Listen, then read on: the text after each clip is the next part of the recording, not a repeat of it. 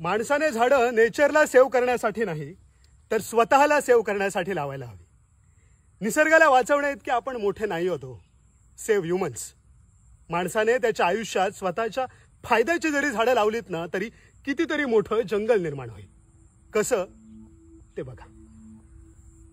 हे कोकणातल्या वाडीतलं घराभोवतालचं जंगल तुम्हाला दिसतंय ना, ते आपल्या पूर्वजांनी नॅचरल ट्रॉपिकल एव्हरग्रीन फॉरेस्टचा, नैसर्गिक जंगलांचा अभ्यास करून डिझाईन केलेलं एक नॅचरल फूड फॉरेस्ट आहे. याला वाडी किंवा कुळागर म्हणतात. या जंगलात फणस, कोकम, तिरफळ, आंबा, वटी, नारळासारखी उंच वाढणारी इथल्या नेटिव्ह फूड कल्चर मधली झाड, मसाले, सातिंगण, हेळो, उंडली सारखी मेडिसिनल यूज असलेली झाड, आईन, किनळ, शिवण, शिसम सारखी घराला लाकूड आणि फर्निचर देणारी झाड, सुरंगी, बकुळा, नाग चाफ्यासारखे सुगंधी वृक्ष, होळीसाठी राखून ठेवलेलं झाडही इथे. गणपतीच्या माटोळीवरती कोकणातल्या मान्सून बायोडायव्हर्सिटीचं एथनोबॉटनिकल रिप्रेझेंटेशन करणारे मेडिसिनल प्लांट सुद्धा आम्ही जपलेत. हे आमचंच नाही तर हॉर्नबिल, शेकरू, पाम सिवेट सारख्या कित्येक पशु पक्ष्यांचंही घर आहे. हे जंगल आमच्या घरांना हीट वेव्ह, सायक्लॉन्स आणि हेवी रेनफॉल पासून प्रोटेक्शन सुद्धा देते. आपल्या पूर्वजांनी वारसा म्हणून दिलेल्या फूड फॉरेस्ट मधल्या झाडांखाली नॅचरली रुजून आलेली रोपटी आपल्या जीवनशाळेच्या आजूबाजूला लावतो. सेव्ह नेचर नाही, सेव्ह ह्युमन्स. कारण माणूस नेचर सायकल प्रमाणे जगला ना